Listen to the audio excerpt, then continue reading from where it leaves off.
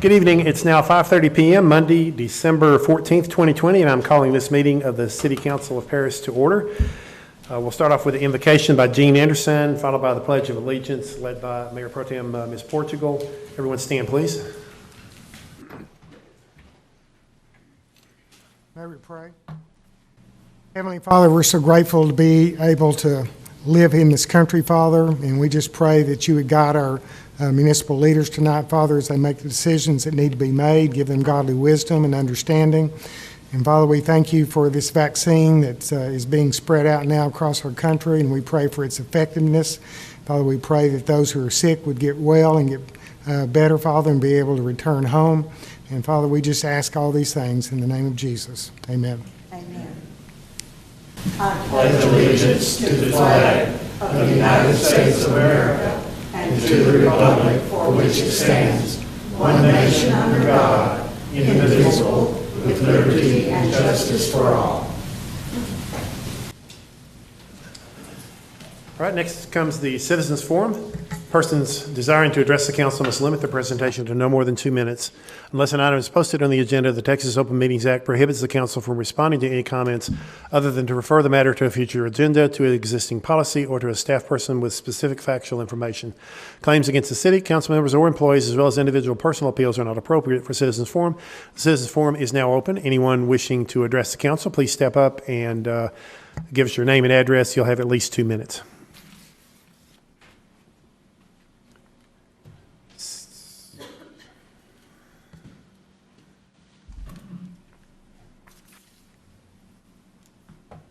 Allowed to remove this from talking? No, you pull it off. Okay. All right. Good afternoon. My name is Brian Glass. I live at 43. You can take it off if you want to. I Brian. can. Yeah, Sorry. you can. Thank you. My name is Brian Glass. I live at 4357 FM 2648, Powderly, Texas, 75473. I come here on behalf of the Boys and Girls Club of the Red River Valley. I am the current president of the board. I'm here with my supporters, fellow board members, and we're here. A little be known, 66 plus years ago, we started serving kids, underprivileged kids and children of Lamar County, at one time boys. In 2000, the club took on the name of the Boys and Girls Club. We started bringing young women into our club and helping develop those young women as well. We currently serve, give or take, depending on COVID regulations, 140, 150 to 200 youth daily here in the city of Paris. I come to you today. It is our belief that we hope to one day expand our club operations, and we have found out that the city actually owns part of our club, or what we've used as a club forever. Okay, so Sims Norman said he played baseball on that field. We won't say how many years ago, but he thought it was owned by the club then as well. So the city of Paris actually owns the lot from the baseball fields or softball fields, call them what you will, east to the creek. We own everything from the fields back to the west to First Street, and we're asking the club, the city consider partnering with us and hopefully gifting us or donating that portion of property owned by the city that we have maintained for many, many years. And obviously we would love to be able to expand our operations one day, being able to own all that. And last but not least, it would obviously, if we could form that partnership, that we would pay any and all expenditures associated with that. Okay. All right. Thank you. Appreciate it. Thank you very much. Anyone else wish to address the council? Seeing none, I will close the public hearing and we'll go to the consent agenda. Is there anything on the consent agenda that any council member wishes to have pulled for additional discussion? If not, I'll entertain a motion on the consent agenda. I make a motion to accept the consent agenda. I'll second. All in favor? Okay, it's unanimous. And I think Ms. Knox wanted to make a motion to move something up here. Yes, sir. Given the fact that we've got so many visitors, I would like to make a motion to move agenda item number 25 up. To the next item, yes. Yes, and discuss the conveying of the 2 baseball fields. Second. Got a motion and a second by Mr. Pilgrim. All in favor? Okay, so we'll go immediately now to item number 25. Mr. Path, you want to discuss this, or who's more appropriate? Ms. Harris, okay. I'm finally going to be able to speak from the desk here because the microphone is already on, and I don't have to turn it on. There are only a couple of issues with respect to taking care of this conveyance that the Boys and Girls Club have asked for, assuming that you want to do that. One is, my understanding is one of the ball fields is on some land that we own that's part of a bigger lot, and that would need to be subdivided. The other issue is that for a municipality to donate land, it has to be for a public purpose, and it has to be perpetual, that public purpose. So, for example, if it were sold to be something by the Boys and Girls Club to be something else, it couldn't do that. It would have to revert back to the city. But those are the only 2 caveats. Okay. Any other questions? Well, first off, I'll open up for the council. I certainly am in support of this. I think everyone I've talked to has been strongly supportive of this. Mr. Savage couldn't be here tonight. He was clearly in support of this as well. What's the consensus on the council about this? You know, I'm a Boys and Girls Club advocate, and if I could give y'all a new building, I'd do that too. That's the goal. But yes, I'm totally in support of this. Anything that's conducive for the children and the club to prosper. And also, I want to give my condolences for the loss that y'all had yesterday. I'm praying for you guys. But yes, I'm in total support of donating this land and working out whatever the city needs to do. Mr. Hughes, what's your opinion on this? Like Mr. Norbert, I also played baseball on those fields from as long as I can remember, from 8 years old to 16. So I'm thoroughly in support of anything that we can do to better the Boys and Girls Club. I too agree that the building, if we could build them a brand new building in another location, I'd be very supportive of that. So most certainly I support this motion. Ms. Portugal? Absolutely, I'm in favor. They do a great service for this community. Ms. Knox?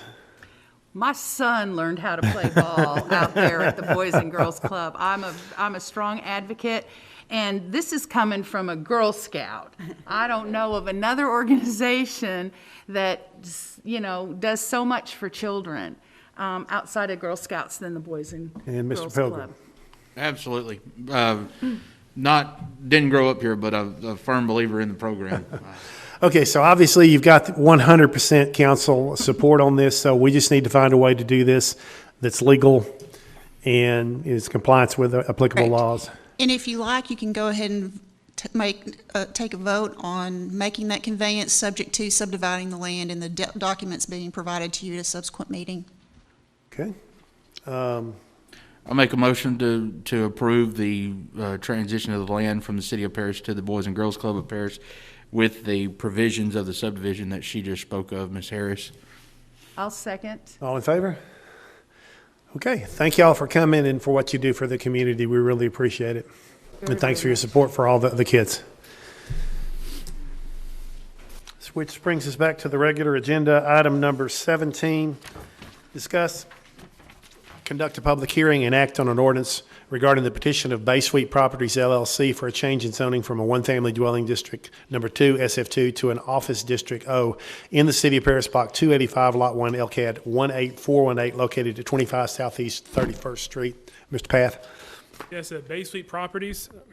Bay Suite Properties, they own about a quarter acre of land on Lamar Avenue and 31st Street. This used to be formerly a house, a residence there. It is currently zoned single-family dwelling district number 2, SF2, and they want to turn into an office district O. And so our future land use recommends retail. So this is actually getting us closer to our future land use. Going from residential to office is one step closer to retail, which we favor that. And the owners proposed that they'll have like 3 general administrative offices. We've already had a pre-development meeting with them. We've discussed codes with them and so forth. It should be a great project. We're looking forward to that.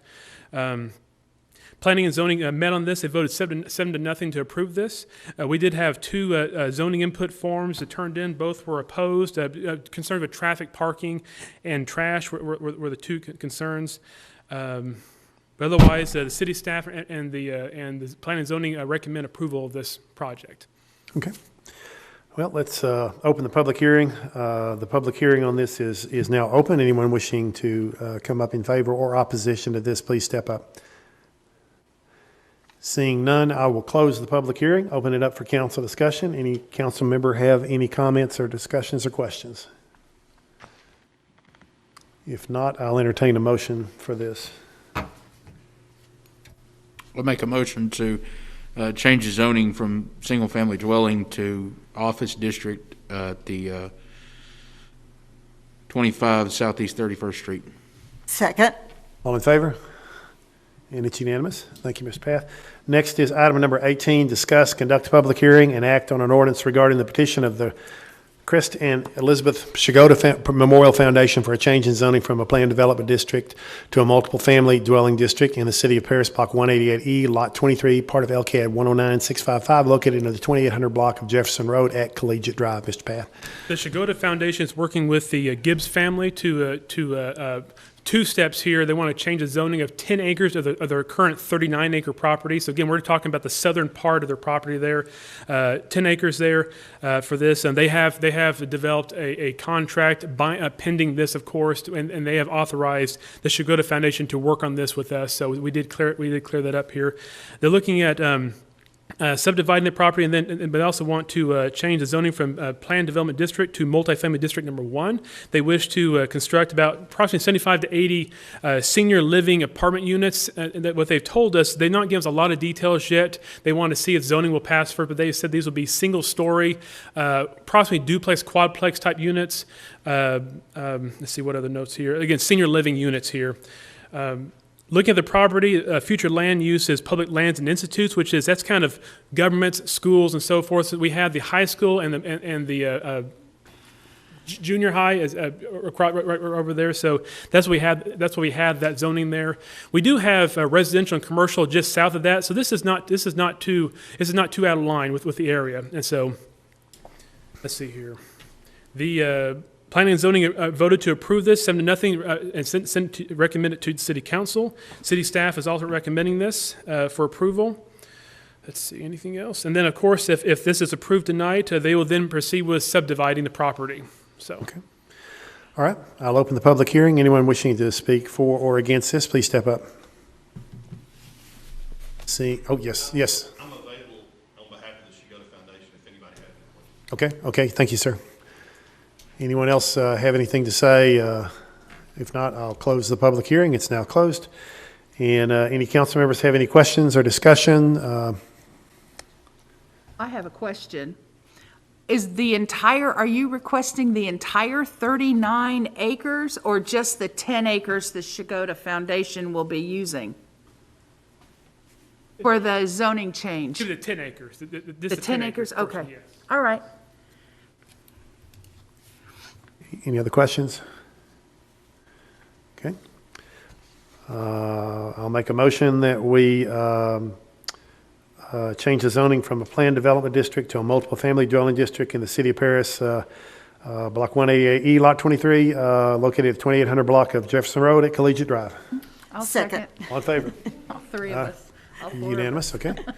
Thank you. Yeah, thank you. Item number 19, discuss and act on a resolution approving Thomas McMonigal as the fire chief as recommended by the city manager in conformance with section 23 of the city charter. Mr. Path and Mr. McMonigal. As the city council knows, the fire chief position was vacated back in October 2019 when Chief Vogel moved on to a job in Florida. And so upon my arrival, I went to work hiring several positions, but one of them was fire chief. And so working with the interview team, I've listed the names there, several chiefs from the surrounding areas. We received over 43 applications. We interviewed over 15 over 3 rounds of interviews. Tonight, I'm pleased to present to you Thomas McMonigal. He is our current assistant fire chief. He's also been serving as our interim fire chief in the last year and a half. I'm very impressed with this individual, with his character, his integrity, and his energy and experience. I think he'll do a great job for the city of Paris. He has over 34 years of experience working with the city in the fire department, working through all the ranks his way up to assistant chief now. Let's see here, anything else I want to say? Again, he holds an impressive array of education and training and credentialed certifications, so I know he'll do a great job for us. And so pursuant to our city charter, city council must either approve or disapprove my appointments. And in addition, as this is a civil service department, per Texas Local Government Code 143, city council will have to confirm as fire chief. And so I'll turn it over to Thomas McMonigle if you have any questions for him. So. Okay. Any questions for Chief McMonigle? I appreciate you stepping up and taking the leadership role, in the time that we didn't have a chief, but I'm for you. So your experience speaks for itself. Thank you very much. I appreciate the confidence of the city manager and the council. I'm very grateful and humbled. Okay.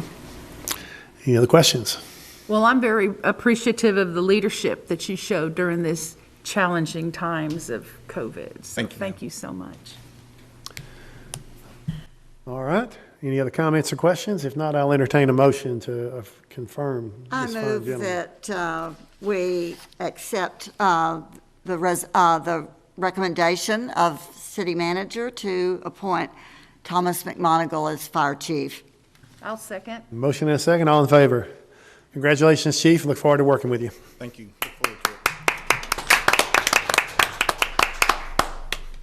Okay, item number 20, discuss and confirm reappointment of Del Drake to serve on the Civil Service Commission. Mr. Path. Yes, pursuant to our local government code 143.006B, the city manager is required to appoint a commission member whenever a vacancy is done. Del Drake was brought to the position in September 27, 2018. He filled an unexpired term at that point. His term is now expired, and so we've approached him. He's willing to serve again, and so I would recommend Mr. Del Drake to the Civil Service Commission. Okay. Any questions for Mr. Path at all? All right. If not, I'll make a motion that we confirm the reappointment of Del Drake to serve on the Civil Service Commission. Second. All in favor? Unanimous. Thank you.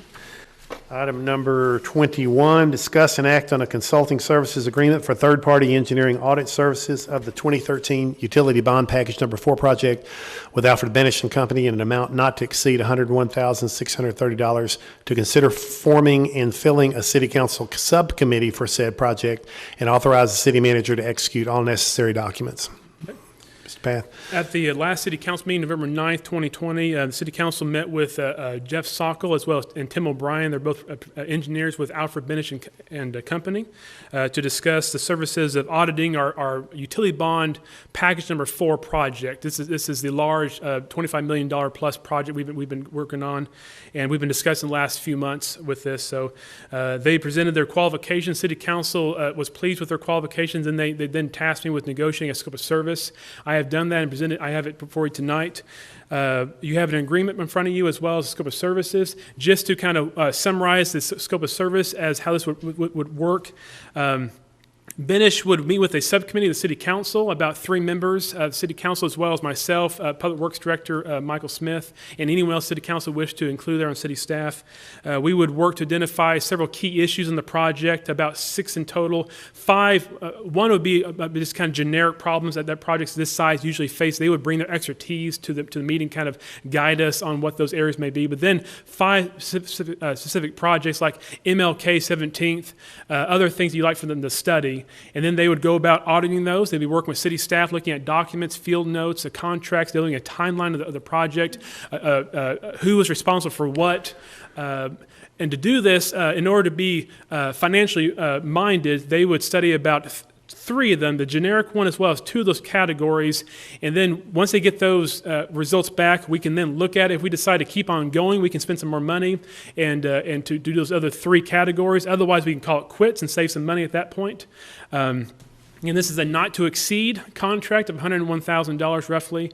Again, if we don't, each of those categories is about $8,000, and so we could see some savings through that. They want to try to give us some phasing into this if you wanted to go a little ways and then stop it and call it good, or go further and go the whole $101,000 route with that. So, otherwise, I'd entertain questions about the scope of service or the plan. And otherwise, I'd also encourage you to, if you approve this, to also identify 3 of your body to serve as a subcommittee to meet with Alfred Benish and myself and Mr. Smith to develop those categories. And then we would work on those, audit them, and bring them back to full city council for reporting. So. Yeah, this sounds like a good idea, and potentially we get the information we need and not have to spend that much money. And Yes. I like the fact that they're willing to pay as you go on it and cut it off anytime we want to. And I should say too, looking at our bonds, we do have money available for this as well. We've estimated approximately about $1.2 million remaining in the bonds that could go through projects. So we have money available to go towards this if we proceed. Okay. All right. Any questions from Mr. Path on this? The only thing I've got is, and the public needs to know this too, is we had a $24 million project, and we think that there's some issues that probably were brushed over a couple years ago that were not taken care of correctly in line with the contract that we signed with the Renda Construction Company. And Grayson, thank you for getting these guys put together. This is, I think, a closure item that we need, and maybe we don't find anything, and that's fine. I think we will, unfortunately, but we'll know where we are, and we can go back on some of that stuff with the Renda, because we're spending $24 million, $100,000's a drop in the bucket. I hate to spend money outside of normal calls, but this is, in my opinion, a kind of an emergency deal that needs to be looked at. I agree with you, Clayton, and I like the way this is structured. I was really impressed with this firm, and I couldn't have asked for a more unbiased, impartial third party than you came up with, Mr. Path. We appreciate it. Any comments or questions for Mr. Path from anybody else? I like this because it holds people accountable for their positions and what they're supposed to be doing. So this will help the city out a lot. Yes. Are we going to be doing this every time we have a project that we sign a contract with? Or is this because some things sort of fell through the crack because it was such a huge project and we had so much going on at the same time? I mean, are we going to be hiring people like this for all of our jobs, or? Hopefully not. I would hope not. Okay. But certainly I think there's enough indication that the contract hasn't been followed, that this is something that will make some sense to find out, as Clayton said. And I think we have something on the agenda later for the safety record and performance record of firms that would hopefully stop the need for this sort of thing. Okay. I'm all for the firm. I was impressed with their material. Okay, any other questions or comments? I'll go ahead and make a motion that we act on the consulting services agreement for third-party engineering audit services as proposed with Alfred Benish and Company. Second. All in favor? Okay, and now that we've done that, we do need to set up a city council subcommittee of at least 2, possibly no more than 3 council members. I'll volunteer to be on that committee. Would you like to, Mr. Hughes would like to, would anyone else like to be on that committee? I'll volunteer if nobody else wants it. Anybody else? Okay, so Clayton, myself, and Mr. Hughes here, and so we 3 will form the committee that will meet with Benish and you at a later date. If Mr. Savage wants to do it as well. I spoke with him tonight. He said he didn't want to. Okay. So he couldn't make it tonight, but I spoke with him about it. What will that entail? Will we meet just whenever they get it together, have a meeting? Yeah, it'd be likely after the first of the year, and we'll organize a meeting, and Benish will come down and meet with us in person. And but I'll send you details once we finish signing this. I'll get with Jeff Sockel and we'll figure out details. So that works for me. All right, so that committee's been set, and do we need to vote on that committee, or just kind of an agreement here? Everyone okay with that committee? Okay, all right. All All right, next is item number 22, discuss and act on a TxDOT safety grant proposal to pursue funding for a raised median from 33rd Street to 42nd Street on Lamar Avenue and the closing of multiple crossover lanes on Loop 286 located at near Home Depot, 29th Street, Spur 139, and Clement Road. Mr. Path, you want to summarize this for us again? I will start this, and then I'll turn it over to Mr. Taylor, who's here tonight with TxDOT. And so TxDOT, our local office, has approached the city about the idea of doing a raised median as well as some closing some crossovers along Loop 286. They have access to some safety grant funding through TxDOT itself, and it's a competitive program, and so they would need to apply for this before they have applied because of timing, the way it worked out, but they want to make sure that the city would support this. And so they approached city staff. We worked with them on this thoroughly. We then took it to the Traffic Commission. They did vote to recommend this to the city council, but now we bring it to the city council to review these ideas. And if the city council is supportive of this, TxDOT will proceed with submitting these projects to TxDOT for the other branch of TxDOT for funding purposes. Again, it's competitive. We may not get it, but if we do, great. And but otherwise, if we're not, they'd be willing to pull the application as well. Let's see here. Otherwise, yes, we're looking at a raised median from 33rd Street to 42nd Street, Lamar Avenue, with some U-turn capabilities as well as some crossover, closing some crossovers on Loop 286. And I will turn over to Mr. Taylor now to discuss those with you, and you can ask some questions, and we'll be here as well to answer questions as well. So, okay. Thank you, Mr. Taylor. Hi. Welcome. I think y'all got kind of the stuff I'd submitted. As Grayson had kind of said, every year we have a safety project. We go and we're looking at safety projects, and they're selected based on the number of accidents associated with the remedy, like for the median, raised median. Let me put this here. I can just put it right here. That's fine. Like for the raised median, there's so many, like, you know, like for instance, out on North Lamar, we've had 76 accidents in the past 3 years. Now, when I did my review, 29 of them were people leaving accesses left turn related. Now, with the FHWA, this is an FHWA program, so we get money from the feds. Their standards are much more stringent than ours. Like, I kind of looked at it, if somebody was leaving an access and they were cutting left across and they got T-boned, to me, if the median was there, obviously that probably wouldn't happen. FHWA, they're basing it based on being in that left turn. So their standards are much more stringent than what I brought. What I provided in the document is per FHWA.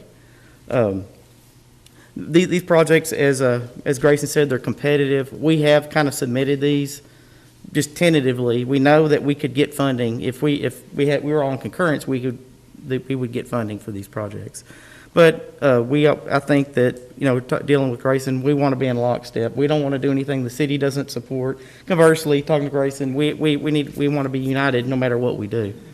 So, you know, kind of in this, you know, the traffic on North Lamar is just on Lamar is getting heavy. Every year it's going up. We've got a lot of businesses. You know, we got Chick-fil-A coming in pretty soon. So it's just going to be, it's going to be, like I said, it's just going to be a challenge. So we've got that. We've got a high driveway density. I mean, there's over 55 accesses per mile, which we kind of put on accesses per mile. And anytime you got over, our studies go up to 40 per mile. When you go beyond that, we don't even have a study that kind of analyzes anything beyond. What's the traffic count there on the west side of the loop there, where the Chick-fil-A kind of is? Right now, it's almost 22,000 vehicles a day. Wow. And it's probably it'll probably go up. And then you're going to have a lot of people coming and going. And we, of course, when these things come through, we evaluate. There's a program where we can kind of look at all these accidents, and you can filter by remedies. And one thing I noticed in doing this is from 33rd to right around 33rd to 42nd, there were several accidents that, and of course, one of the remedies would be the raised median. So that's why we kind of looked at it. And of course, it's more than that. Then you got to develop an estimate to make sure, if you have some accidents, it's fine, but if the thing costs $100 million, it doesn't make sense. That's where I think there's a safety benefit ratio, that 4.55. That's where that comes from, is it's the cost associated with the improvement divided by the economic and financial ramifications of the incidents. So we kind of looked at it, we kind of studied it. I think there was a really crude layout I did in Microsoft Paint or something that kind of gave you kind of a general view of it. You know, we would have a U-turn opportunity at 33rd, one at the Loop on the, whether it be on the west side, then one on the east side, one at Walmart, and then one at 42nd. Are you comfortable taking your mask off? I would if y'all are fine with it, but It's fine, please do. okay. That So helps. are you saying you're gonna put something else out there by Walmart? No. Oh, okay. No, we were talking, when you put this raised median, one of the issues that you have is you want to create an opportunity for people to get to businesses on the other side. Yes, sir. And that's where we would create now, in conjunction with that, I'm trying to think, at the Loop, we've got plenty of pavement. But like at 42nd, Walmart, and then 33rd, we would actually have to do some widening there to accommodate that left turn. But if you're driving a really small car, you can make it now. But if you're driving a pickup or an SUV, you're going to need some more pavement. So that's something else we would have to do is, yeah, exactly, to accommodate those U-turn maneuvers.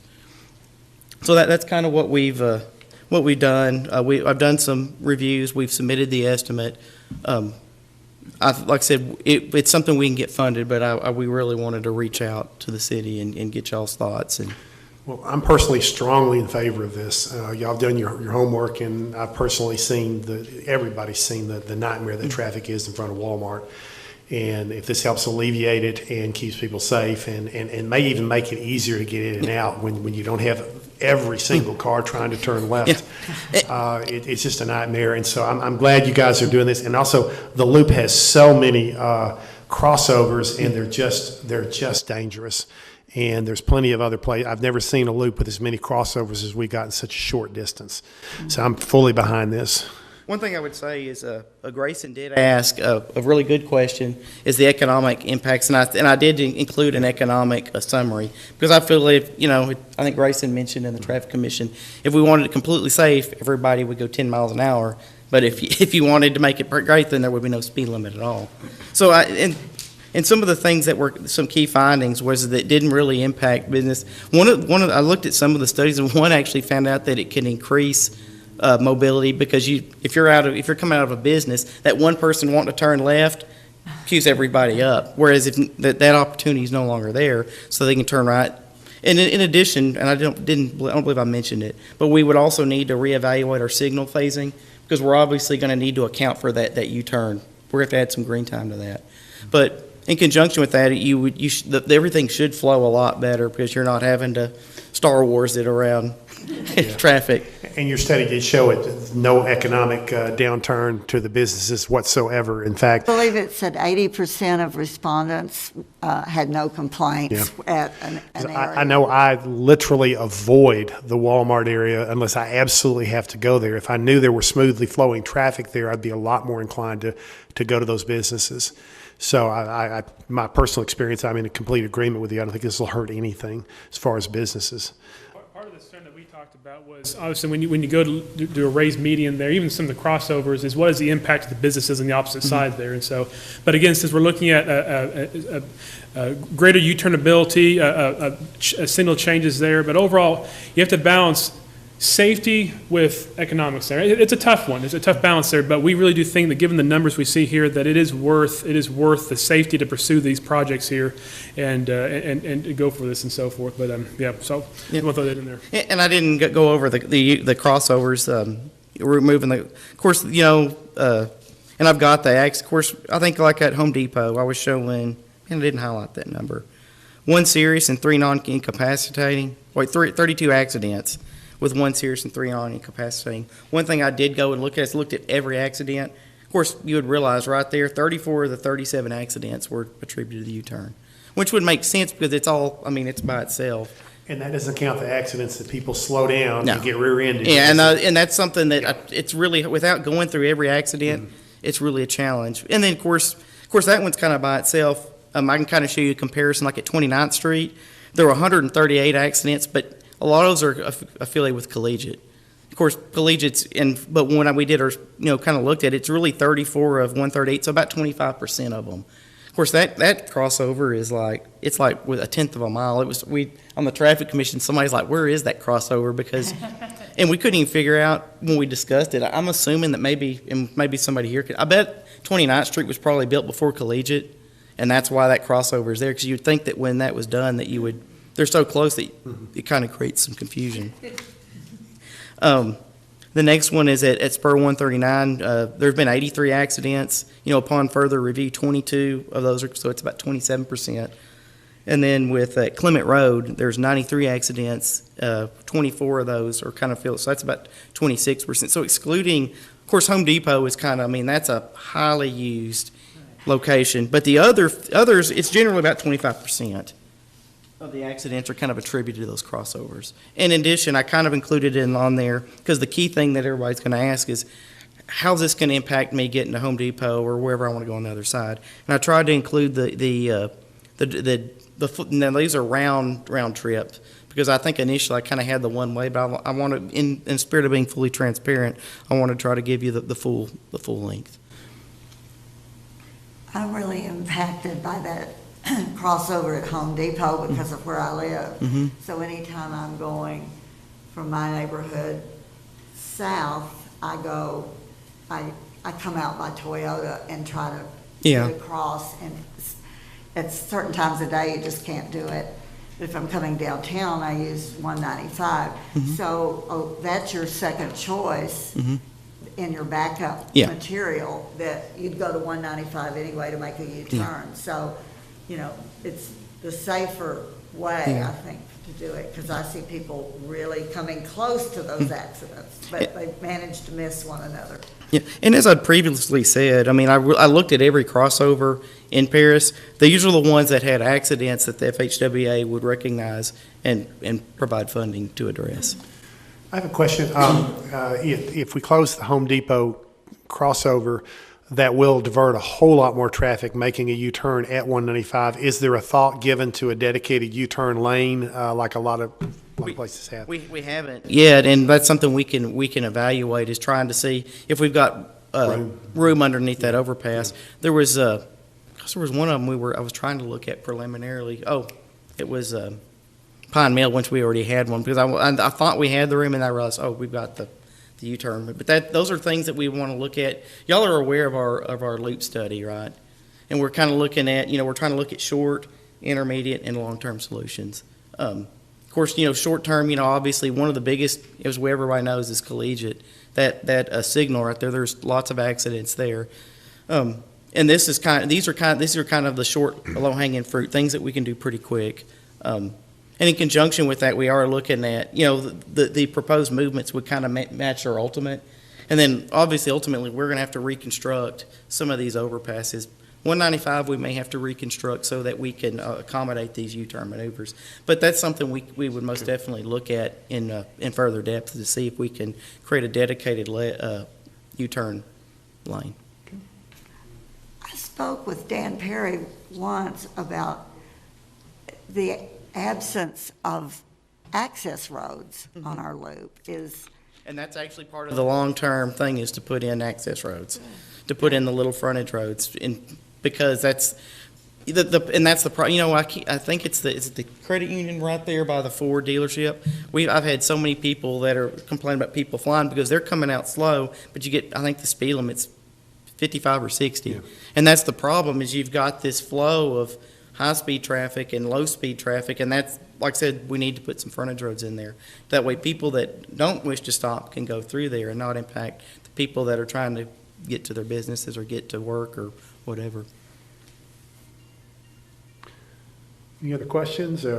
Was that all your presentation? Really, of course, I just wanted to summarize because I know there's a lot of stuff here. I tried to just hit the high points, and then some other data that I was able to flesh out since producing this, but I also really wanted to address any questions, comments, or concerns y'all have. And I said, I think I want to document the 195 U-turn, see if we can,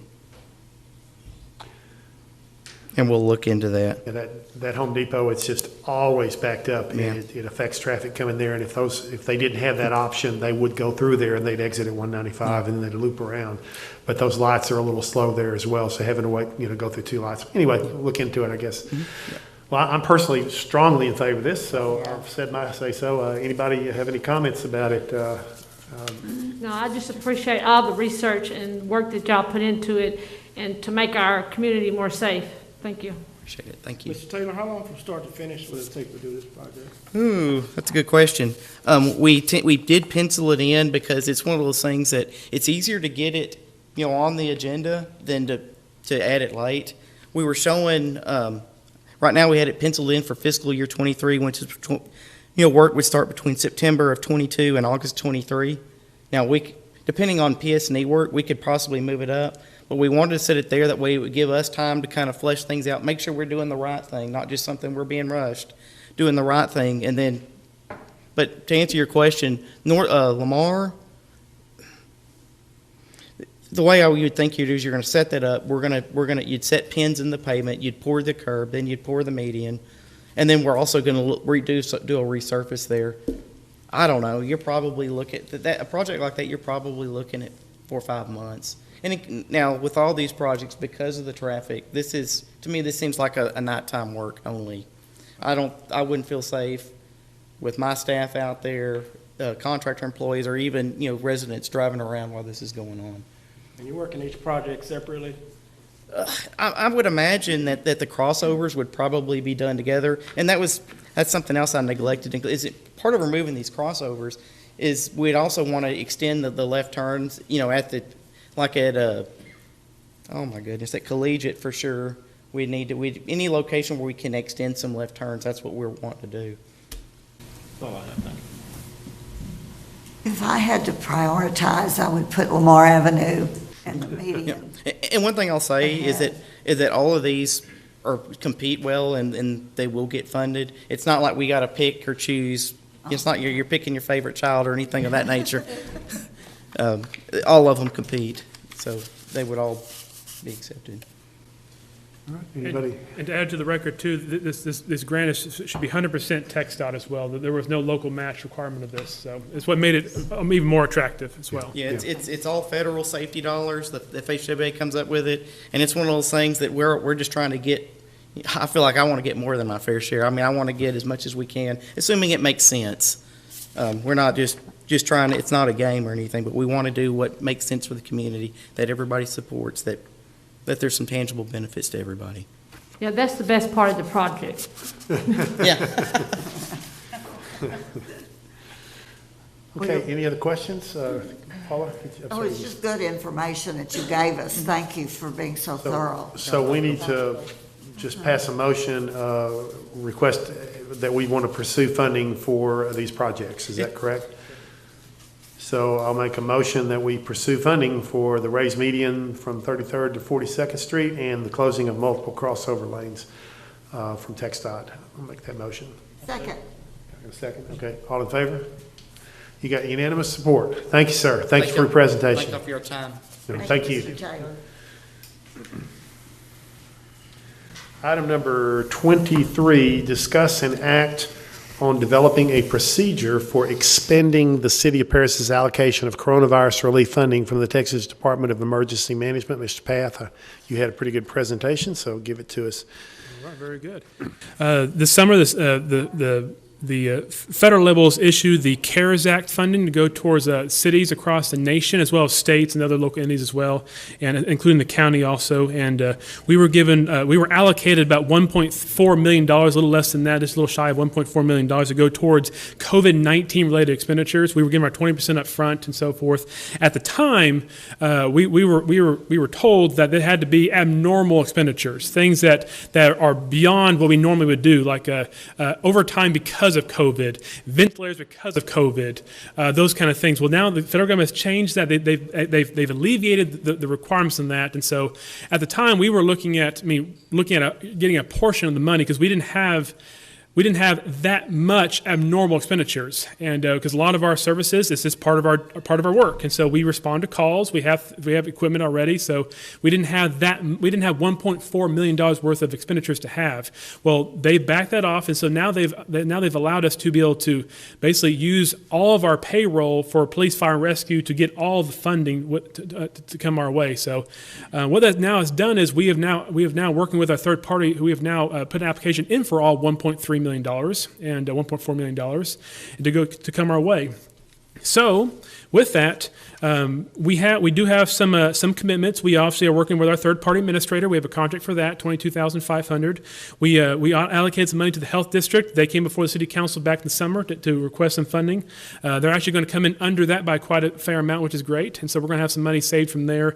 And we also allocated some money towards our 3 school districts in our city limits to help with some connectivity projects and so forth. Again, we did a lot of that not knowing that we could have all the money coming to us. And of course, we wanted to work with these entities as a good projects to work on. And we also wanted to make sure the money was coming to our community. Well, now, again, the handcuffs have been taken off. We can now receive the whole amount here. And so with this, now that we're receiving all the money, and given our fiscal year 19-20 budget basically absorbed much of the expenditure, we did not go over our budget last year. And so we purchased the testing kits, we bought some ventilators, we had some overtime, but our budget handled all that. And so we have some options here we can consider when using this money here. We have about 1.2, let's see here. I've estimated about $1.22 million balance here that we have available. And so I'm asking City Council tonight to consider some options here. One option, of course, is to try to just reimburse ourselves for things we bought, the testing kits, ventilators, those kind of things. Again, we've already paid for those, and our budget handled that, so it's not necessary to reimburse ourselves. We would just be adding to our reserve, which is not necessary, and we can do that, though. We can also set aside the money for like a future project, like a street project or a facility project or just whatever you want to do. My third option that I'd like to recommend tonight is, given this money was originally set aside by the federal level to go towards emergency purchases, I would recommend that we keep that. We set the money aside, and we use this money to invest in our municipal disaster-related responsibilities. Things like gear extractors, let's see here, training opportunities. If we have to buy any kind of equipment related to go towards our disaster response, a command trailer, a new fire truck, I don't know, just something to go towards that helps us meet disasters, whether it be virus or fire or tornado, whatever it is. This is money that's been given to us, which we don't have very often. Sometimes emergency equipment is very expensive. And so I would propose that we use this money, set it aside, and use it to invest in our municipal emergency response abilities. And so where I kind of see that happening is I would work with our departments to over time develop needs. We need a gear extractor. We need a new laundry system in order to clean our fire suits. We need a command trailer, whatever it is. We would then bring this to the city council. You could then approve those, make sure they fall in line with this use here, and then go from that point forward.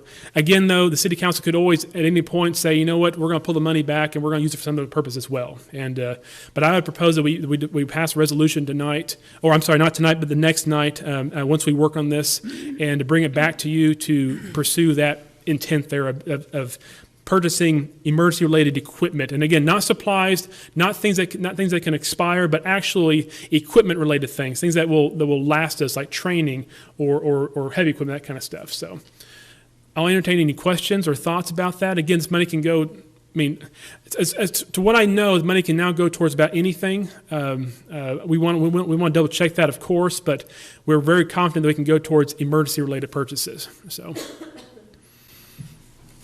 all right. Any questions for Mr. Path? Starting at this end, y'all got any questions? I like the reservation because we're really not out of the COVID deal yet.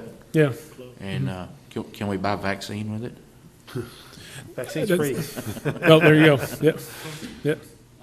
But I think it's good that we just hold it for at least the next 8 months to a year until this kind of thing passes over, hopefully. Yeah. Well, I like your proposal, Mr. Path.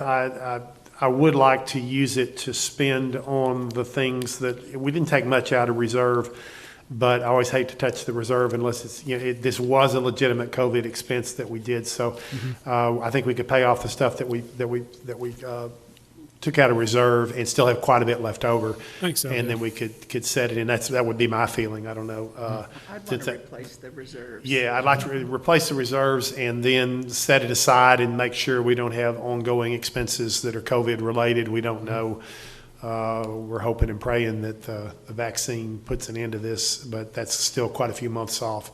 And so, yeah, I agree with Mr. Pilgrim down there that don't anything right off with it, but we set it aside and earmark it for that, for emergency preparedness and things like that. I'm good with that. I would need to, Gene, the way our budget landed, do we end up ultimately hitting the reserve last year?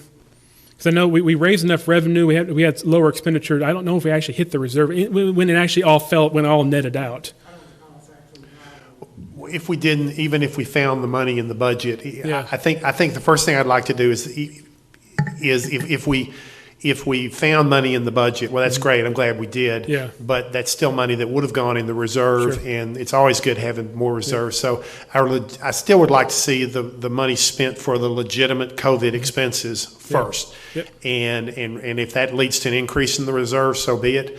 And then the rest of it, this is my feeling, but the rest of it, then I'd like to see set aside exactly as you've described. I like that. Yeah, we can do that. With the thoughts not to spend it until we're sure COVID is over and we don't have more COVID-related expenses that we don't see coming. If we can have some liberty, there's some things that, like, for instance, our overtime. I mean, it's kind of hard to extract what was truly COVID versus not. So I think we'll try to limit to just, we have testing kits. We knew that for sure. Yeah. Anything that we truly know was truly COVID, which there's not going to be a huge list. Yeah. But we had a lot of just small things that here and there that it would take a lot of time to figure out, was it truly COVID or not? That's kind of the reason why we kind of were excited to have this come up, because we were having a hard time figuring out what was all COVID and what was not. So it may not be a huge list that we bring forward, but we'll definitely figure that out, and we can bring it back to you when we bring our resolution back to you with the actual number that we're talking about. So So what's council's, was that okay with the council? What's the consensus on this? What would y'all like to do? I like it, and I like the idea that to save it for emergency-related items, yeah. At one point, I believe Mr. Anderson was pursuing a possible refund on the testing. Did anything Yeah, come from that? It did not. I checked with him on that the other, go ahead, I'm sorry.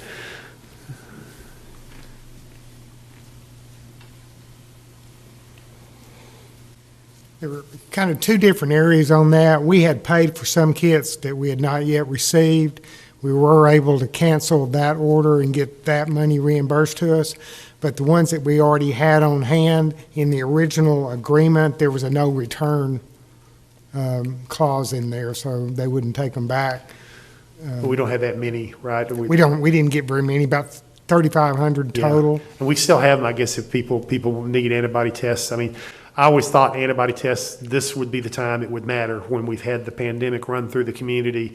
And now we want to find out whether you've had it or not. And a lot of people got asymptomatic cases. That was always the thought when the antibodies would be most useful. And certainly, I think they had a 2-year life on them, so they've Oh. still got enough time So I think to yeah, use them. we need to be looking at just finding ways to use these for the few we have left. So Has it been approved for use? not yet, no. that's the issue. Buyer beware. Right now, we're waiting for I can't remember what government level, we're waiting for them to approve those test kits, so. Okay, any other questions on this? You want to instruct them to do as we discussed here? We can change it later too, but everybody good with that? Yes. All right, item number 24, discuss and act on well, let's see, do we have to act on this? 23 said discuss and act. Do we need a motion on this, Stephanie? It's an action item, but it's not necessary unless Mr. Path wants. No, I have what I need. motion. I think I Okay, have okay. what I need, so, Great. yep. Okay, 24, discuss and act on a competitive bidding policy for public works projects. Mr. Path. All right. I'm going to team up with Stephanie on this one. We worked together on this particular item. The city council had tasked us with developing a policy when it comes to procuring construction-related projects at $50,000 or more. Again, the local government code is $50,000 or more. So we worked together on this to try to develop you a policy that makes sense per the statutes. Government code 2269 that's the main procurement code when it comes to procuring services like projects like this. And so that code actually does spell out under .055 some criteria we can use. We put that in the policy here, things like a price. Let me turn to that real quick so I can quote it better.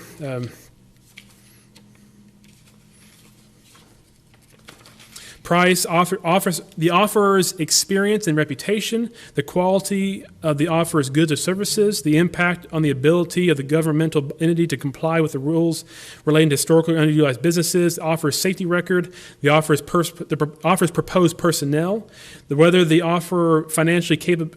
Whether the offer financially capability is appropriate to the size and scope of the project and/or any other relevant factor specifically listed. These all came straight out of the code itself, and so we felt most comfortable recommending that to you. We did find some other options out there. Other communities have adopted some other language, but again, this is in statute, state code. We thought this would be a good starting point. Again, with any policy that we pass, we'll have to try it out and see how it works. I am currently working on a master policy for like budgeting, procurement, spending thresholds, those kind of things. So this will probably get wrapped in that at some point here. But given we want to get this thing ready pretty quick, we focused on this one first, prioritize this one here first. And so, Stephanie, do you have any comments though?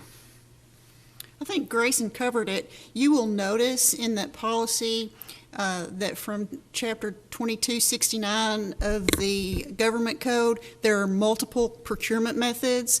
It's not simply competitive bidding. So these criteria go towards all of those. The way it would apply to competitive bidding would be to determine who is a responsible bidder. So unless somebody is qualified under these criteria as a responsible bidder, you can knock them out if they're not a responsible bidder, if they don't add up under these criteria. And then you go to the next person who's the lowest bid, who is a responsible bidder under these criteria. So that gives us some more flexibility. We really weren't using a lot of criteria before to determine responsible bidder. We were just awarding to lowest bidder. So now we've got that responsible back into the practice, and I think this is a good policy. It is a good place to start, and is certainly compliant with statute. What would be the definition of a responsible bidder? I mean, is there an arbitrary cutoff? How will you define that someone is a responsible bidder? There's not a statutory definition of responsible bidder, so it's going to be up to us in evaluating these folks as to whether or not they live up to these criteria. It's a little bit, you know it when you see it, but you try to take it as much of the guesswork. Is it objective or subjective? How does this? It's as objective as you can make it, but there's always going to be a little bit of a subjective portion there. Number 6 says the offerer's proposed personnel. What are we talking there? I find that maybe we're getting into. That is in the statute. I think it's something that if you wanted to say, no people with child sex convictions or something like that, that's one of the ones that's kind of touchy-feely there a little bit, but that is in the statute. Which is state law, correct? Yes, correct. Y'all just quoted the state law and the statute here. We did. Correct? Yeah. Well, but if you haven't seen the 2 pages that are in the backup, which would be given to anybody that And was those are safety record going issues. to bid, the safety record and their performance, if they have an objection to filling that out, then we probably don't want them to bid. Well, if they have an objection to filling that out, that's part of our criteria, and they're not a responsible bidder. Yeah. Another item, I think, when you look at the proposed personnel is how skilled and qualified are they as well? And that's one thing you look at it too is I mean, if we're doing a very complicated project, is the whole team have 1 year's experience or less? That could be a concern as well. You want some quality as work as well. And so we're trying to find a responsible bidder.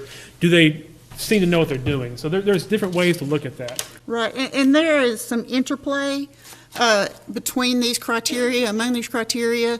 So, you know, the offers proposed personnel feeds into the safety records, feeds into the quality of their services.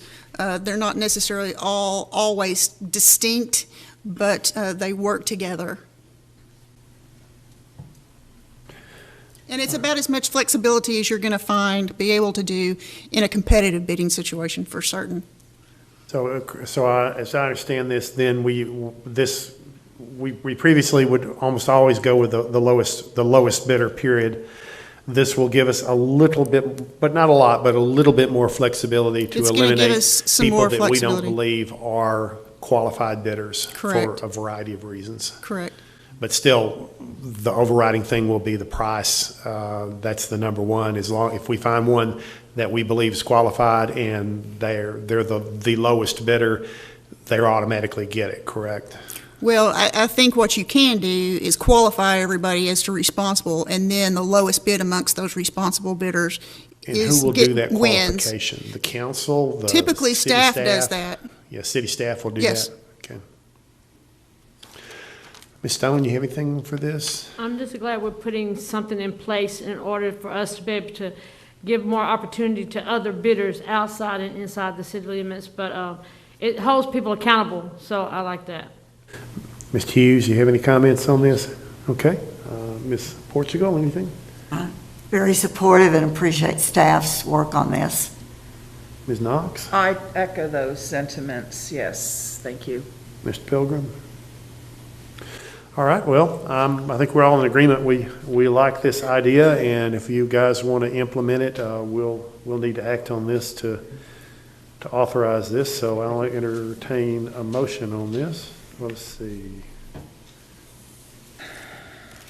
Yeah, discuss and act on a competitive. So I make a motion that we approve the competitive bidding policy that's been presented to us tonight. Second. For public works projects. Second. All in favor? Good, it's unanimous. We've already done 25, brings us to 26. Discuss and act on an ordinance granting a vehicle for hire license to David L. Thompson, doing business as Lone Star Cab Company. And pursuant to Section 124 of the Paris City Charter, this must require 5 affirmative votes or it will fail, okay? So go ahead. Items 26 and 27 are both vehicle for hire ordinances. Mr. Thompson's been doing business ever since I can remember. It's up for renewal. And Mrs. Moore, you all approved her just a few months ago, and she's up for renewal. They have complied with all the requirements, and I ask that you approve each of the ordinances. Okay, anyone have any questions for Ms. Ellis or any comments? I'll entertain a motion on number 26 to start with. Make a motion to approve item number 26, granting Lone Star Cab Company a vehicle for hire license. And I'll second it. All in favor? Okay, and item number 27, very similar, discuss and act on an ordinance granting a vehicle for hire license to Stop and Drop Transportation LLC. Once again, must have 5 affirmative votes for this one. Any discussion or questions? If not, I'll entertain a motion on this one. I'll make a motion to award a license to Stop and Drop Transportation LLC. We've got a second. All in favor? Okay, unanimous. Thank you. Item number 28, discuss and act on a resolution for giving a dangerous structure abatement lien in the amount of $6,994.82 plus interest assessed against the property located at 339 West Kaufman. Mr. Path? On November 25th, 2014, the city assessed a dangerous structure lien when we tore down a structure on 339 West Kaufman. This was demolition and cleanup. Mr. David Allred, who is present here tonight, He bought the property in 2016, obviously after the work was done, and so he was not the offender, obviously, and so this was the prior owner that did that. And so Mr. Allred has restored the existing church structure on an adjoining lot 357 West Coppin and installed a parking lot on this one here, 339 West Coppin, that supports that church structure there. So adding to the historical character of the city and increasing the taxable value to both properties. Mr. Allred has asked that the city forgive the lien and interest accrued on that property. Now, pursuant to City Code 754B, these liens can only be either be paid or forgiven by the act of City Council. Nuisance liens I can do as city manager, but structured liens have to be for the City Council. Staff would recommend that we waive this fee, that we forgive this lien for Mr. Allred on 339 West Kaufman. And I entertain any questions you may have. Any questions? Any questions? Okay. All right. Well, again, I appreciate the work Mr. Allred did in making this church, restoring it and putting the parking lot on it. As this was not accrued when he owned the property, I'm in favor of forgiving this. So I'll make a motion that we forgive the dangerous structure abatement lien in the amount of $6,994.82 plus interest accrued against property located at 339 West Kaufman. I'll second. All in favor? Thank you. All right, next is executive session, item number 29. Convene into executive session pursuant to section 551.087 of the Texas Government Code. 1, to discuss or deliberate regarding commercial or financial information that the governmental body has received from a business prospect that the governmental body seeks to have locate, stay, or expand in or near the territory of the governmental body and with which the governmental body is conducting economic development negotiations. Or 2, to deliberate the offer of a financial or other incentive to a business prospect described by subdivision 1 as follows: First National Bank Building and associated properties. And item B, section 551.071 of the Texas Government Code, consultation with attorney to receive legal advice from the city attorney about pending or contemplated litigation and or on matters in which the duty of attorney to her client under the Texas disciplinary rules of professional conduct of the State Bar of Texas clearly conflict with this chapter as follows: ruling on a public information request. Item C, section 551.074 of the Texas Government Code, to deliberate the appointment, employment, evaluation, reassignment, duties, discipline, or dismissal of a public officer or employees as follows: 6-month performance evaluation of the city manager. It is now 6:36 and we're going into executive. All right. It is now 9:16 and we're out of executive session. We gave our routine 6-month evaluation of the city manager. We discussed with Mr. Allred regarding the First National Bank Building and other properties. We gave direction to staff to pursue negotiations for an economic development agreement with him. And finally, we had a discussion about a public information request. In the interest of complete governmental transparency, I make a motion that the City Council authorize and direct the release of all emails responsive to a Public Information Act request made by William Huberger on August 26, 2020, and modified by him on September 3rd, 2020. That's the motion I'm making. Do I have a second? Second. Okay, I got a motion and a second. All in favor of releasing all of these emails, raise your hand. We've got 3. Okay, so it's 3, and all opposed to releasing these emails? 3-3, it fails, okay? And that is it. Any future business? All right, motion for adjournment. So moved.